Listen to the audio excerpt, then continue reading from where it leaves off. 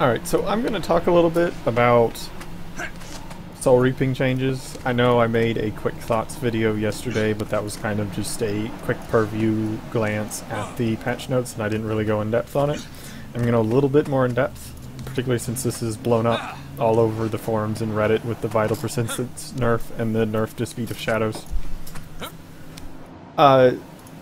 There's been a lot of people claiming that Power Necro is dead, that Soul Reaping is dead, that the end is nigh.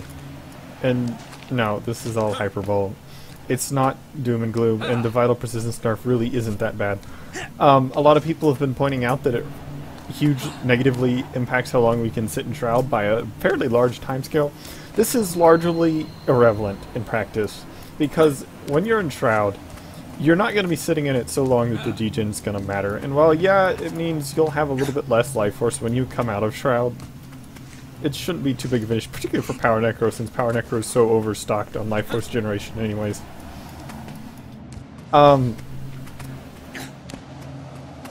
If you die as a Necro, it's going to be because of two things.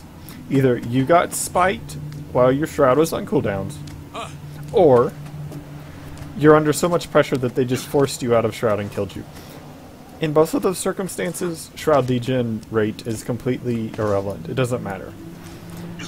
In the case of you getting spiked when it's on cooldown, yeah, the Shroud's meaningless in that case. It doesn't matter how much life force you do or don't have, because you didn't have it available. And of course, if you're getting tunneled so hard that you got forced out of Shroud, the degen rate is going to be completely irrelevant next to the massive amounts of damage you're taking, and a lower degen rate's not going to really affect you.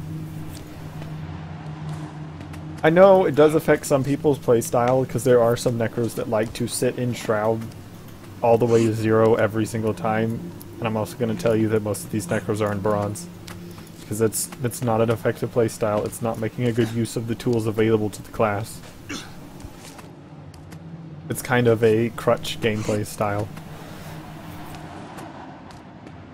And honestly, I would rather have the vitality from this. The biggest benefit of Vital Persistence has always been the 20% recharge reduction, not the reduced degen rate. Because the 20% recharge is really beneficial, particularly on Reaper Shroud, because it gives you more RS2 for mobility, more CC, more Soul Spirals, etc. And of course, the vitality bonus on that's actually particularly beneficial, because that increases our health both in Shroud and out of Shroud. So the new Vital Persistence is very competitive, and I honestly prefer it over the old version. The biggest nerf was probably the Speed of Shadows change, because, as I did say earlier, one of the common causes of death is getting spiked while your Shroud is on cooldown, so that reduced cooldown on Shroud was really nice, and no longer having that definitely hurts. But this isn't a horrendous change. I mean, we can now get... It gives us a deterministic way to remove roots, which is something we did not have before. And having this capability is definitely beneficial. The closest thing we had before was this, which doesn't even remove them in Reaper Shroud. It just gives you 66% reduced duration while in Reaper Shroud. Which, if you're stuck in Ancient Seeds, doesn't actually do anything. Another thing people need to realize is what makes Soul Reaping strong is not Vital Persistence or Speed of Shadows, it's the minors. Particularly Strength of Undeath. 15% increase to how much life force you have is huge, because that's basically a 15% increase to your Shroud EHP, which means you can take way more damage in Shroud. Yeah, it's still degenning at a higher rate, or at the same rate, sorry, but you're not going to be in Shroud long enough for that degen to matter, but you can be tunneled hard enough for that extra 15% life force to matter. And it's also a 5% damage boost, which is nice, not exactly exciting, but hey. And of course, Gluttony, increased life force gain from skills. This is really important. This is particularly important for Condi Necros, since they don't have Blighter's Boon.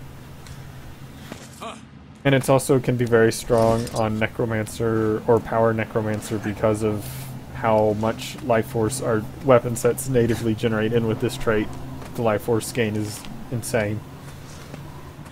With,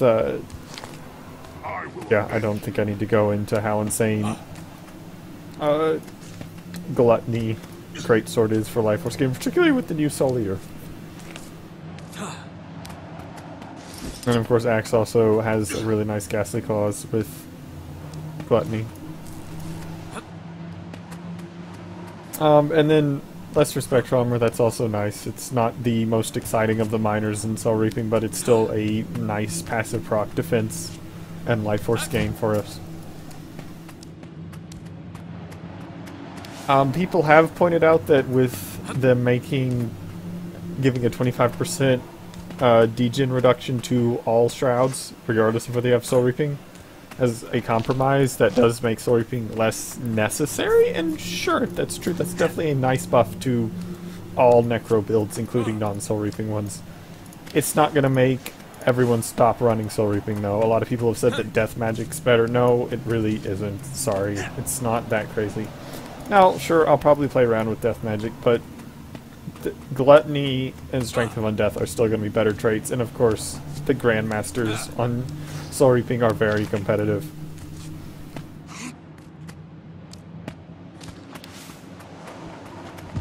And of course, well, yeah, Soul Reaping was hit hard. We got lots of very nice buffs to other things in the patch. The Soul Eater change was amazing. The passive healing is far better than any kind of life leech.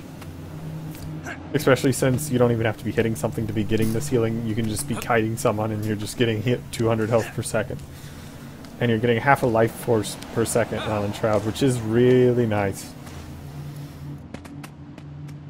The Spiteful Renewal change is very nice. I actually said in the last video that it's useless for consume condition builds. I actually take that back. It's not useless because if you have this trait and you pop consume conditions, it does consume the self-condi. Which means you will always put it to use. Now, that doesn't really matter that much, and honestly, if I was running a consume conditions build, I would still run Bitter Chill. Because realistically, that self-condi's not too much.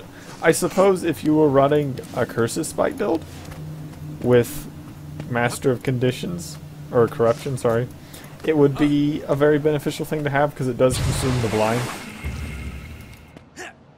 Which is definitely very beneficial because that blind really ruined that trait for the seal. But that's kind of a niche pick because that would be a Spike Curses build, which I do run. I've definitely made my name running that. But I would not run it with Master's Conditions. If I'm going to be running Spike Curses, I'm going to be running Path of Corruption, because that's the trait that makes Curses worth it for any kind of a power build. And there's no real synergy to be using Spike Curses on a Condi build, unless you just really like going glass.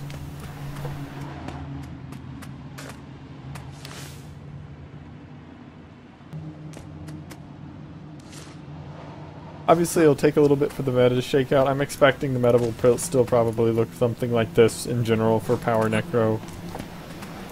I will continue using Axe Greatsword on every single build I ever do, all the time. And, yeah.